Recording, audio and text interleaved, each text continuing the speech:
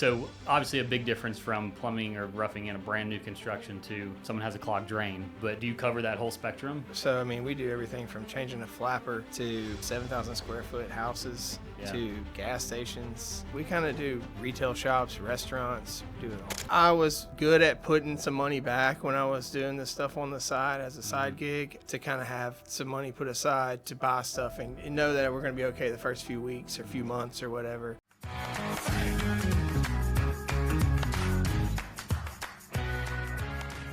All right, welcome back to another episode of The Flip Side with your host, me, Blake Schultz. I've got Hunter Reeves with me today, so a little different from our normal real estate venture, but we have a handful of episodes. It's just business in general. I would say you're real estate adjacent, right? So you own your own plumbing company. Sure. We've done a good bit of work, not a good bit, but you've done a handful of jobs for me. Always killed it, and so I figured, hey, let's get in and actually get to know each other because I feel like I don't really know you. We may have only met in person. I don't know if we met at Ivy Creek or if we've only talked on the phone until you came and fixed my house. I think you and your dad were both there at Ivy Creek when we were. We probably were. I think so. Yeah, I don't know. That was a while ago. That was.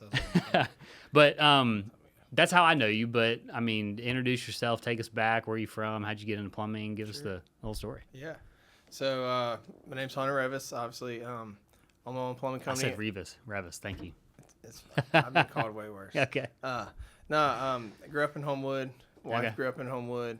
We moved to Bluff Park in 2020. Mm-hmm. She got pretty heavily involved in the close-knit community vibe that Bluff Park has. And from there, we've just picked up a bunch of Bluff Park folks, businesses.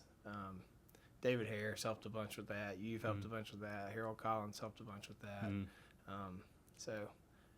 We do residential, commercial, plumbing, gas, remodels, new builds, kind of everything, plumbing and gas related.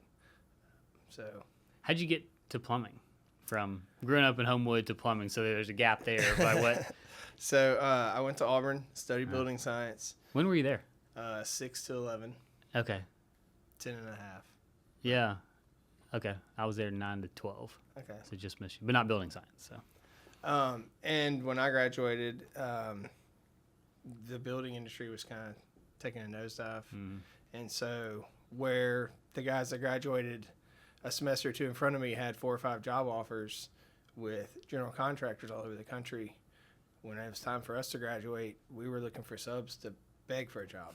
And so one of my dad's buddies is a plumber. He owns his own plumbing company. He's super small. And so I started working with him a little bit and figured out I liked it. And from there, went to a commercial outfit that was, I feel like I got a lot more education from the commercial side of it. And then as that progressed, it turned into doing stuff for friends and family and friends of friends and people like you on the side. And that grew to a point where I had no home life. And it was either make the jump and do my own thing or pull back and just, focus on like the primary commercial stuff. And so, like I said, me and my wife moved up to Bluff Park in 2020. I put in my 2 weeks notice the same day we closed on the house. And so that was right in the middle of COVID too. So it was right after you closed, so you could tell the mortgage company you still have a job. Yeah, it was weird because I was making more money on the side, but I needed my income to show. So anyway, 2020 was a wild year for us. It's turned out to be the best decision I ever made as far as the freedom and being able to pick and choose who we get to work with and who we don't have to work with and what jobs we want to do. It's been great. Yeah. It's the entrepreneurial life of why would you work a 9 to 5 when you can work for yourself and work 24/7, right? That's kind of the joke because it's like, show up to a job in a corporate world that, so I've heard, I've never actually done it, but it's like, you feel like you're tied down and always working. I'm going to go work for myself, but then you realize, oh no, like now I'm working 24/7. So, and you bought one of Matthew Gregory's houses, right? Yeah. Okay. So we actually found the house with our first realtor. Okay. And the way it played out, he knew both parties. And so it didn't work out with him, but we got with another realtor about a year later and showed her the house. And she was like, look, if you don't buy it, I'm gonna buy it and flip it. So that kind of, Yeah. we already had good feelings about it, but once she said that, it kind of solidified that it was a good buy. Yeah. And it needed a bunch. Like when we bought the house, it was a 90-year-old lady that lived there, and they pretty much had just built out the kitchen, the hall, and the master suite. Everything else was kind of semi-unfinished. Yeah. And so it was an easy one to be like, well, I'm not tearing up brand new stuff that somebody just remodeled. So he actually bought the house, did the flip, and then we bought the finished product from him. Okay.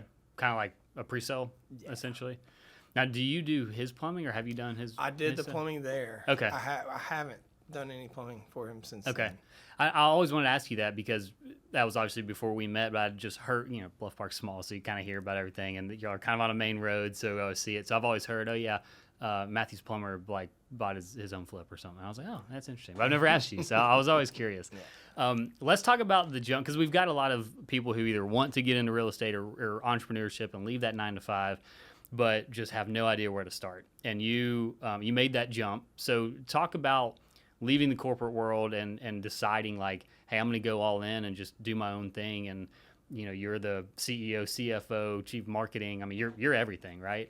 What did that look like, and what did that decision take to make that jump? I mean, in my specific position, it was kind of a forced decision, mainly because, I was going into work an hour early to get off an hour early to go do my stuff. And so I was literally gone from like 5:30 in the morning until 7:30, 8 o'clock at night every day. And we had just had a kid. I think my oldest was like 4 months old, 6 months old, something. And she's just like, something's got to change. You're never home, The money's great, but you're never here. And so I was good at putting some money back when I was doing this stuff on the side as a side gig, to kind of have some money put aside to buy stuff and know that we're going to be okay the first few weeks or few months or whatever. I was fortunate enough to backlog about 2-3 weeks worth of work before I kind of took off. And that was helpful for easing stress in those first few weeks and being able to just focus on getting the job done so we get paid. Yeah.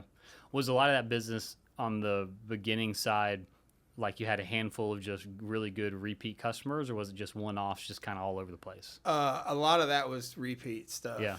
Just my wife was teaching at Homewood at middle school at the time, so we were both Homewood graduates, and she was teaching in middle school, so we were pretty plugged in Homewood, living in Homewood at the time too. So the vast majority of those few years was Homewood work, really. But there was stuff that we did that wasn't Homewood related. We did a orphanage for sex trafficked women and children in Odenville called the Well House. And that was just kind of a one-off thing. Like a friend of a friend knew this guy who was going to build this place for him, and they wanted us to do the plumbing. So, okay. Wow. Saddle up. Yeah, that's really cool. So obviously a big difference from plumbing or roughing in a brand new construction to someone has a clogged drain. But do you cover that whole spectrum? And okay. Yeah. So we do everything from changing a flapper to 7,000 square foot houses to gas stations. We kind of do retail shops, restaurants. We do it all. Really. Yeah. The only thing we don't really push hard is cable and sewers, and it mainly because you have to have a whole truck dedicated to unstopping drains, especially when you get into the big commercial stuff. And the machines are heavy, the work's dirty. It's always a roll of the dice. And to me, it just doesn't make sense. Yeah. So other than drain work, we pretty much do anything plumbing and gas related. Okay. Is there a different licensing getting into it from residential to commercial? No. So you would think so, but the way the plumbing works is you have a 2-year apprenticeship, and then 2021 to 2023, then you have you're eligible for a journeyman test. You have to hold your journeyman card for a year, and then you're eligible for a master test. And you've got to take those tests at each interval to. So you don't have to take it at the 1 year mark, but you can't take it until the 1 year mark. You have to have, so they don't really log your hours per se. It's more of like you got your apprentice card on June 7th, 2021, June 8th, 2023, you can take the test. And you can show you've been working since then, Sure. but it's not like, okay, count your hours up. So when you were with your dad's friend that owned his own company and then the commercial outfit, those were counting towards those hours to get that test? Yeah. Okay. In 2016, sometime around 2016, I got my builder's license, and it might have been like the hardest test I've ever taken. How was the plumbing test? The plumbing test is all open book. I mean, Okay. It's pretty straightforward. Yeah. The state offers free classes to kind of like Okay. boot camp you through it, pretty much show you kind of what's going to be on the test. Yeah. And they offer those at a couple of supply houses. But if you've been doing it in the field, the practicality of the test is there. Yeah. I mean, it's pretty straightforward. Yeah. I imagine if I was actually, I'd worked for a home builder. I had flipped a couple houses at the time, but still had no idea what I was doing, and then tried to go take, which it was open book, so it should have been easier than it was. But it seemed like it was more about knowing where in the book to look versus knowing the knowledge. And 100%. I've probably said this on this podcast before, but the question that it'll never leave my brain for the rest of my life is, how many pounds per square inch can an oak stair tread take? I'm like, why would I ever know that? But you got to go to which of these 6 books? Let me go to the framing book. Let me go to the stair section, right? And know where in the book to look. So it was a bunch of questions like that. And I guess I just didn't study like the books good enough to know where things were to flip. So I think it was like a max 4 hours, and I finished in like 3 hours and 58 minutes or something, and like barely passed, but got it. And luckily the CE, then continuing the license isn't too bad. On our side, is it pretty simple for the plumbing side too? So what you said about the book was like 100% of the whole. Yeah. Every time like I would go and help guys that were getting their journeyman and MasterCard behind me, it would just be, you got to know where to look, because I mean, lucky for us, we're I'm studying for the plumbing test. You're studying for every trades test. Yeah. You know what I'm saying? Being the home builder's license. So it's a little bit unfair, I think. But yeah, knowing where to look in the book saves you all those minutes.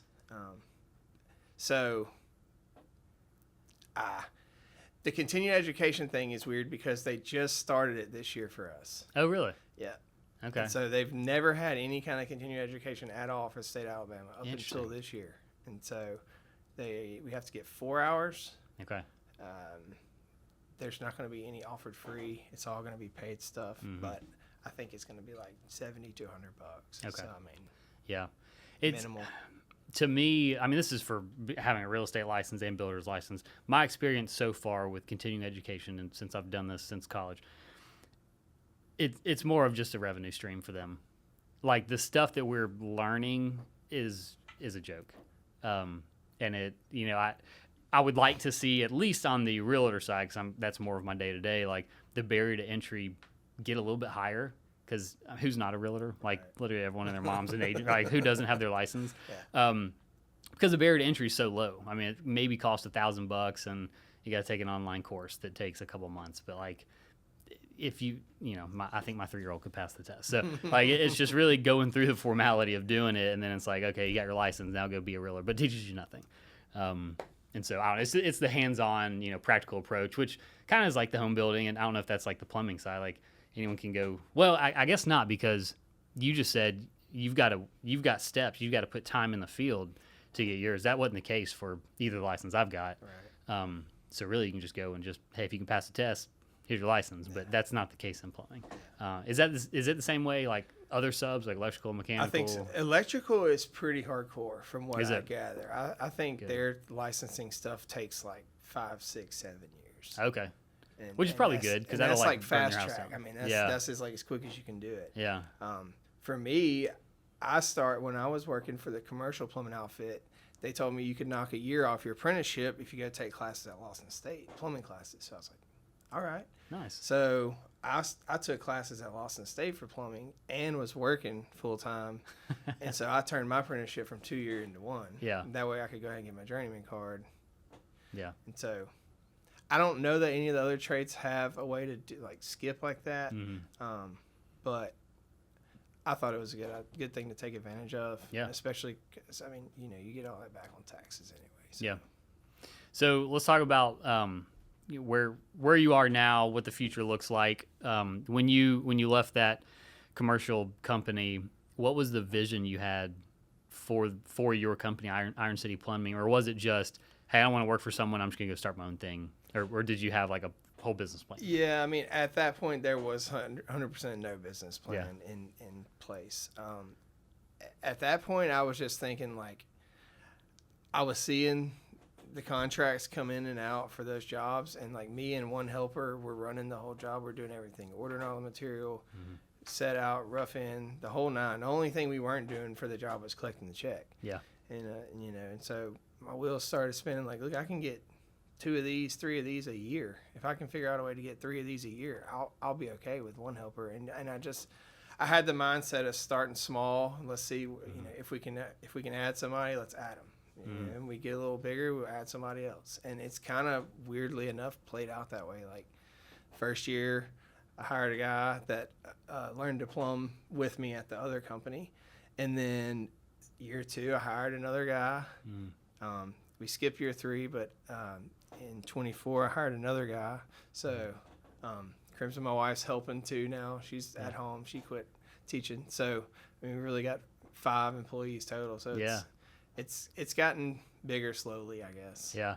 So is your wife running more of the like scheduling and like kind of back office stuff, or is she out there like social media, okay. marketing? I would say is her specialty. Yeah. I have a hard time relinquishing scheduling stuff just because she wouldn't know I want to send Joe to this job and Sam to this job based off their skill set and what they're exactly. And so, and time, I mean, you can say a toilet might take 2 hours, but I know Sam's going to do a toilet in 45 minutes. So to me, there's a value to,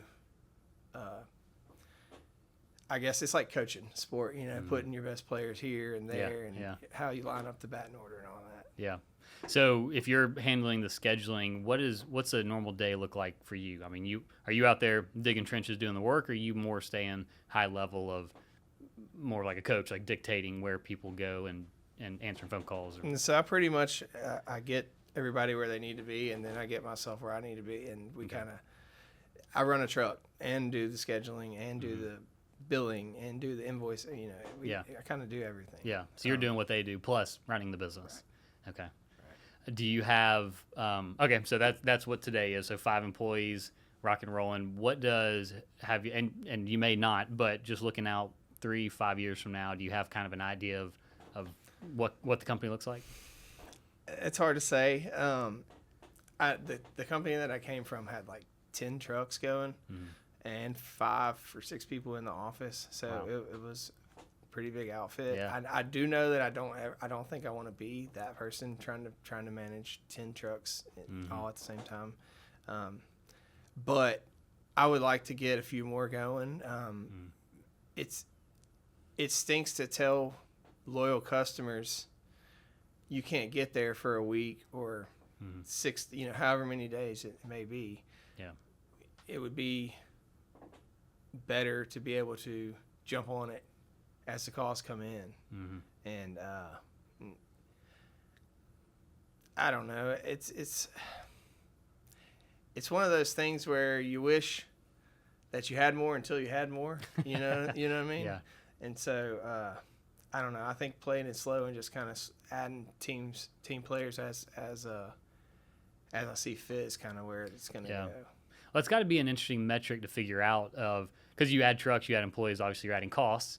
And so at what point are you missing call? Like how many calls you have to miss, or how much revenue you have to miss to justify it, right? It's not a 1-to-1 because then you're just more work and breaking even. Right.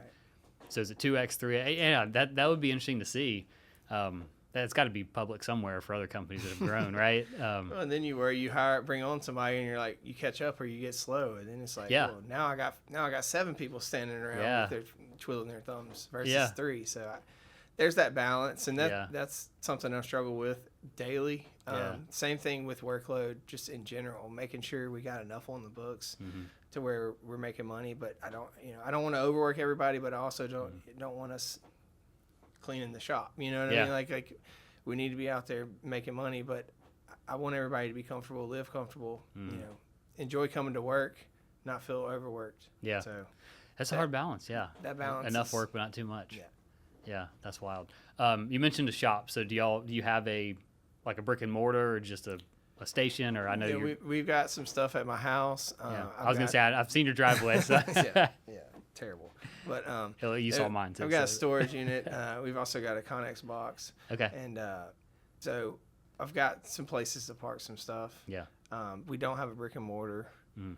I looked at one over on Lorna Road about a month ago. I just thought maybe it was a little much. Yeah. But really trying to find a warehouse space to lease or buy is in the range that we're looking for square footage wise is pretty challenging, because when you start looking, the warehouses are like 50,000 square foot, 100,000 square foot. You're like, man, I need like a tenth of that. You know what I mean? And so, or you find these people that have like got a garage built off the back of their house, and they're like, yeah, it's for lease. It's like, I need something right in the middle. Right. Of that. Yeah. So what would be ideal for you in a perfect world? 3,000 square foot. I mean, we've got 4 or 5 trailers, 4 or 5 trucks, 3 or 4 pieces of equipment. You know, it's not like we have a ton of stuff to store.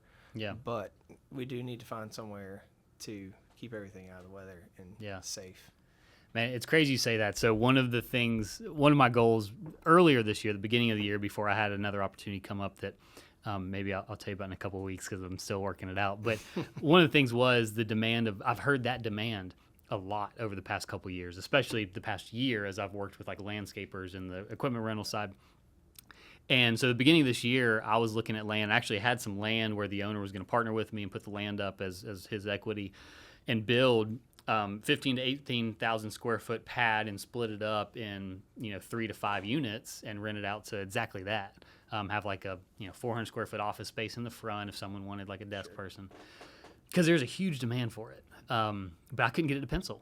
It would be a development, and I mean the cost it couldn't make sense, right? And so I see the need. I hear that, and I want to try to capitalize on it because there's demand for it. But you're right. There's such a gap of like, hey, I've got a closet or I've got 20,000 plus feet. Really, it's hard to find anything under 40 that's like workable. So I hear that. So if I find something, I'll let you know. No, I've kind of twisted my. I'm looking more for like almost like you said, somewhere to buy and let's put something up. And even if I split it in half and find a plumbing buddy, there's a bunch of us guys that buy from a couple of the supply houses, kind of just camaraderie and pass jobs off. You get too busy, you're like, hey, call this guy, call my buddy Billy, whatever. But there's a couple of us that are all about the same size, 5-6 employees, got several trucks and things, need to put some stuff up. And so I would love to find somewhere, just the land that's affordable is like, you don't want to drive 30 minutes down the road to the shop. You need it close to be able to get on it and get back to the job. Yeah. So what I was looking at in West Homewood off Industrial Drive. Yeah. Actually listed, you can go look at it, it's 8 acres. But the topography was like this. And so there's a lot of dirt work that had to be done, drainage, all that stuff, which skyrocketed the cost. But then just the cost of the metal building. I mean, you're talking about concrete and metal building, some underground work, but not much. And it was just, it was over $1 million for a 15,000 square foot pad, which is just wild. So it couldn't pencil, but I hadn't forgotten about it. It's still in the back of my mind. Chasing another opportunity now to buy a company that I can't get into just yet, but we'll talk about it. It may work, it may not. But so let me ask you, because the past maybe 6 months I've seen more. Maybe it's what's the effect where like you buy a red Corvette and now you see red Corvettes everywhere, like whatever that's called. So now that I've bought equipment, I see equipment everywhere. So maybe you've had them for a while, but I've seen more pop up in your driveway. Have they just relocated to your driveway, or have you bought more stuff? I haven't bought anything. Okay. My buddy Will Rydell lives down the street. He's doing some dirt work at my house. Maybe that's what you saw. It could be. His full-size skid steer and a Mini X. Yeah, I saw that in the bigger Mini X. You've got the MT100. And then you've got a smaller Mini X, is that right? The little orange Mini X, Yeah, and then I've got an E20 too. Okay, yeah. I don't keep. Another one of my best friends lives on Shades Crest on the Mr. P's end, the short end. Yeah. And he's got a bunch of stuff going at his house, trying to kill a bunch of bamboo and tear a bunch of bamboo up. So my E20's been at his place. He's just been playing on it, getting it. And he loves it. Yeah. It's right up his alley. Yeah. So that was the first, or the only excavator I owns, the E20. Yeah. And really because that's what the landscapers I rent to are like, that's what I need, because it'll go to what is it, 40, whatever it is, it'll fit through a gate. It's perfect. Yeah.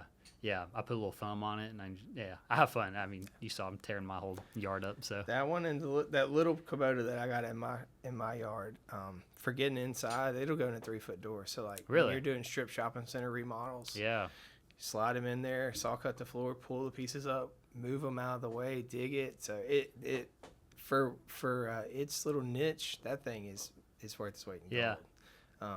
And it's like 2,200 pounds or so. So like, wow.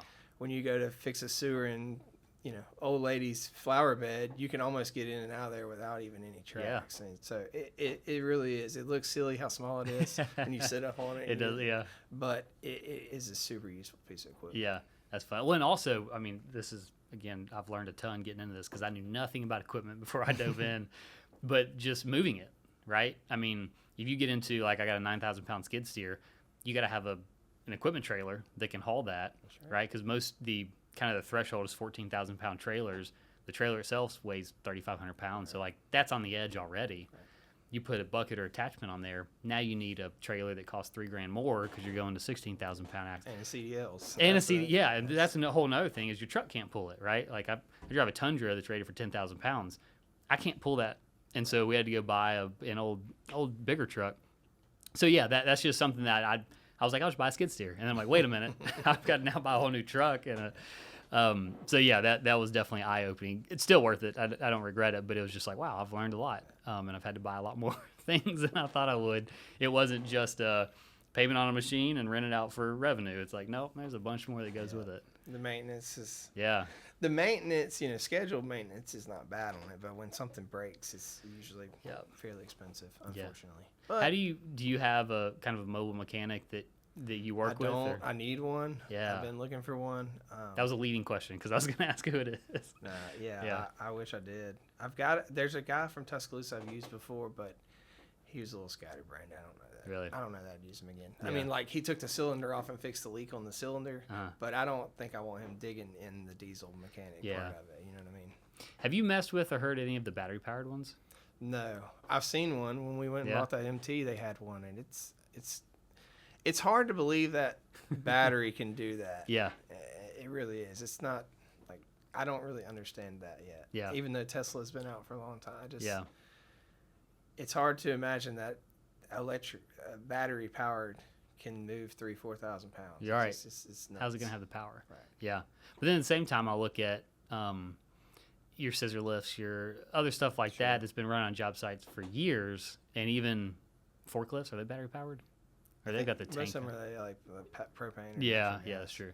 I don't know. I'm not sold on it. I was listening to a equipment rental podcast the other day, and it was a guy who used to work with one of the big three, like United Rentals or Sunbelt or somebody. And he was like, all the small companies have such an advantage now because you can be so agile. Same thing for plumbing, right? You can go in and upgrade your equipment or try something new and switch next week, where United Rentals to change a fleet is a multi-billion-dollar decision. And so by no means do I want to be like the first user, right, and like go through. But to an extent, it's like, well, and this is a good question for you because y'all do a lot of inside or maybe some inside work and commercial stuff. Is there ever a problem with having a gas or diesel engine indoors? Most times you can get the big fans and open some doors, and it's not a big deal. No, I think there's been one instance over in Liberty Park where we had to get some makeup air like pumping in for using the diesel inside, but almost always there's enough windows and doors where you can get some airflow. So that hadn't really been an issue. No, because I know that's one of their sales pitches, right? But it's like in reality, I guess it's not that big a deal. Yeah. Okay, well, we'll jump back to plumbing. That was a little self-serving just because I'm learning more about equipment every day. So commercial versus residential, you can do both. You do both. Is there one that you prefer or like better or want to grow more into in the future? Yeah, I think the move is to commercial. Light commercial is what I like to call it. I think when you say commercial, you can get into some 20, 30 story high-rise office buildings that I don't want to fool with. But there's some 1-2 story commercial like strip shopping centers that got glass storefronts, got 4, 5, 6 businesses, if you will, maybe a restaurant. That's kind of our niche right now. it's not too big, cost wise or size wise, but you're not cramped underneath a crawl space or inside of a house. That's the only downfall to me of residential is you're working in a tight space most times. The commercial, everything's more open. I mean, you may have to get on a ladder higher or use a lift, but you're not got to crawl around most times in commercial. The money's better in commercial, but it also takes a little bit longer to get your money most times with the contracts, and then some places are net 30. Yeah. But to me, the light commercial stuff is kind of where we're trying to get. Is it in general more, I guess, sustainable in the sense of like the jobs are longer, maybe bigger, instead of like, hey, I went to 10 different residential houses and swapped 10 toilets today. Maybe the money's the same as one day on a commercial job, but the commercial job's 3 weeks long, so it's a little more, you can plan for it. So that's why I always say, like, you can never really get rid of the service and residential stuff because they're quick hits and they're your cash flow. Yeah. You know what I mean? Yeah. So whereas like you may spend $10,000 or $12,000 on copper to rough in this commercial job, it take you a week to do it, and then another 3-4 weeks to get paid. You're out 10 or 12 grand for the material and 3 or 4 grand for the labor for a month at a time. Yeah. But in that month you may do 2 water heaters at some people's house, and so I think it's important to kind of keep a mix of both to keep the cash flow rolling. Yeah. I mean, and at some point you hope to get to cash flow is not an issue, so let's just do all commercial. Who wouldn't want that? But for the time being, for me, the cash flow just seems to make sense to do some service stuff, mix some service stuff in there. Yeah, I got you. Kind of jumping back to, you're wearing a lot of hats right now and running a truck. One of the things that I had to hire a coach to beat me over the head with this concept before I actually did it, but hiring my first assistant was kind of a game changer in my business. Have you looked at doing that to offload any of that off your plate, or is there demand for that? Yeah, for sure. The demand's high. Now, when my wife quit teaching because we had a bunch of kids, we always talked that might be an option. My oldest son's last day of daycare is today, so we're fixing to pull a switcheroo, and she's going to be home with the oldest and the youngest two in daycare. So I think in the next few weeks that will be an option for her to be able to maybe take some of the, like going to get permits from different city municipalities, or going to pick up checks, or drop off invoices or whatever.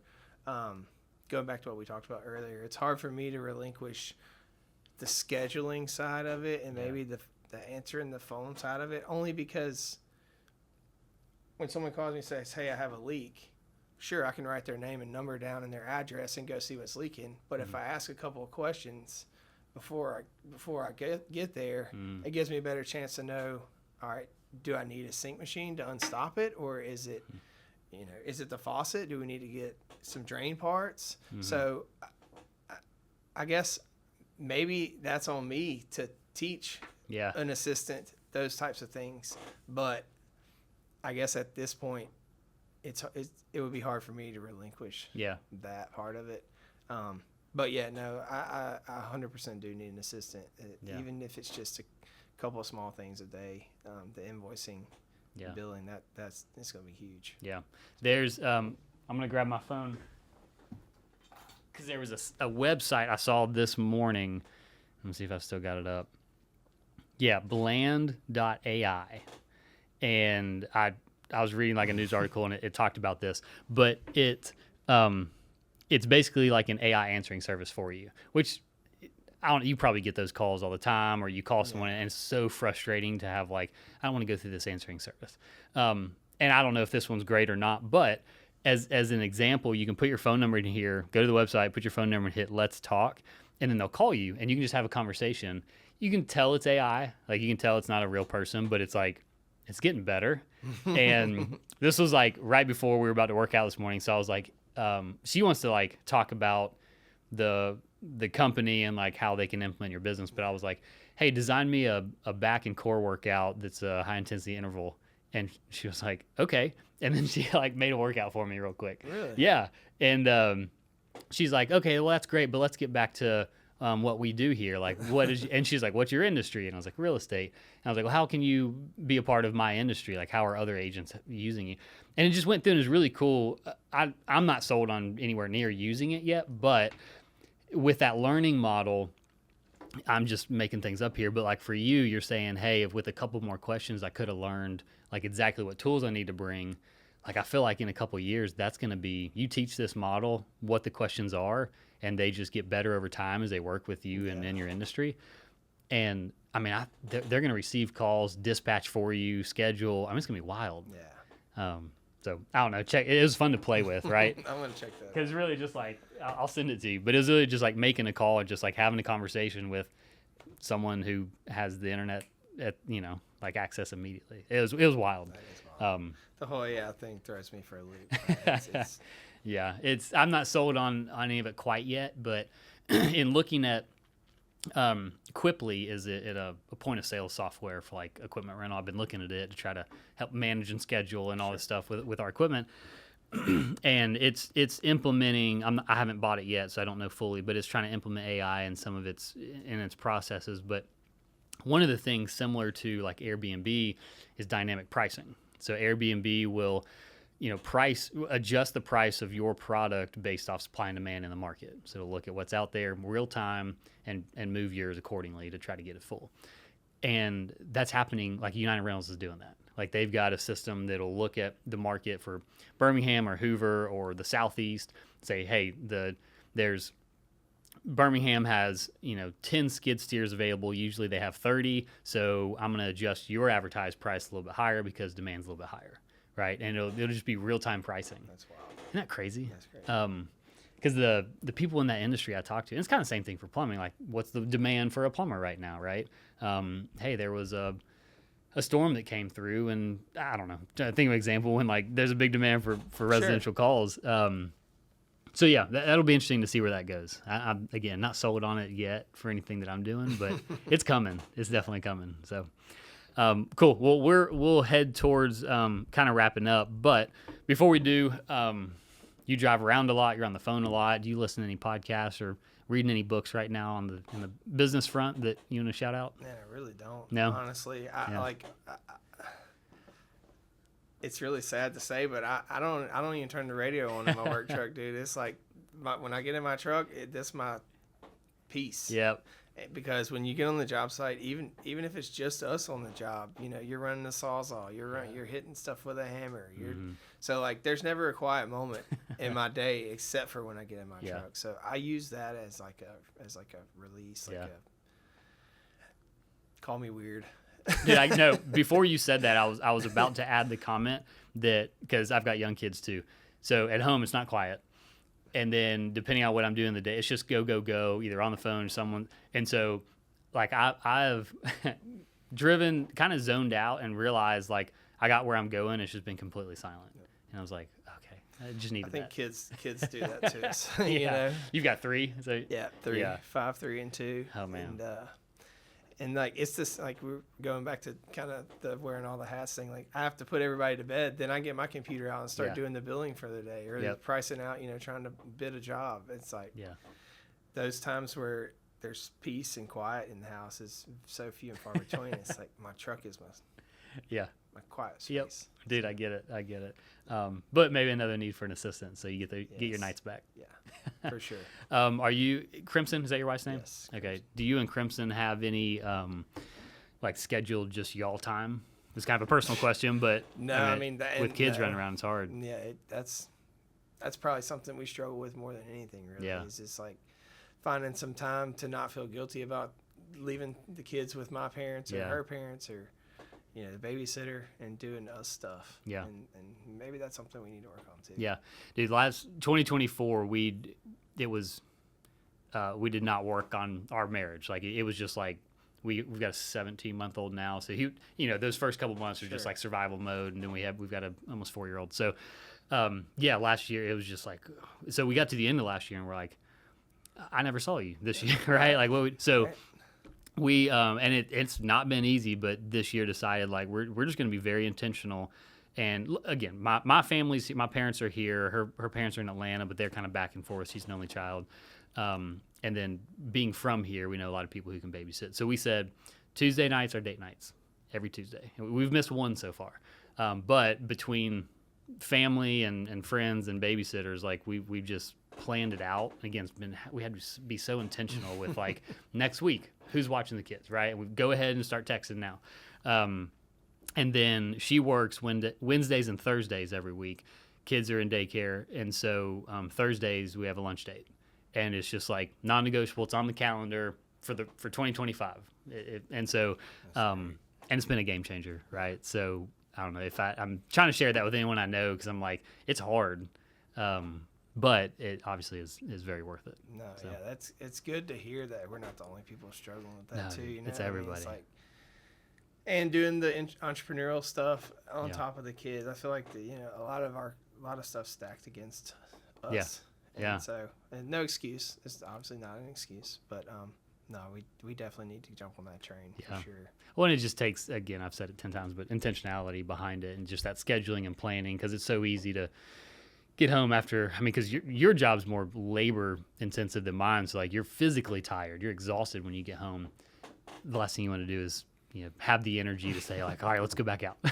Right. But when it's set and planned, it's like, all right, this is just what we do. This is what we're doing. So yeah, if I can encourage y'all to start it up, man, that's awesome. If you need some babysitter names, let me know. I'm not going to give all mine away, because I still need them, but yeah, for sure. Awesome. Well, where can people, if people want to reach out, or if they need a plumber to come by, how can people find you? Yeah, so we're on Facebook, Instagram at Iron City Plumbing. Phone number is 205-240-3722. And give us a shout. Sweet. We're here, Hoover, Homewood, Vestavia, Mountain Brook, Birmingham, over the mountain. Really anywhere. We've done stuff in Evergreen. We've done stuff in Huntsville. We've done stuff in Montgomery. Yeah, wherever you're needed. That's right. Sweet. Man, thanks for being here. Until next time. Everybody, appreciate it. Cool.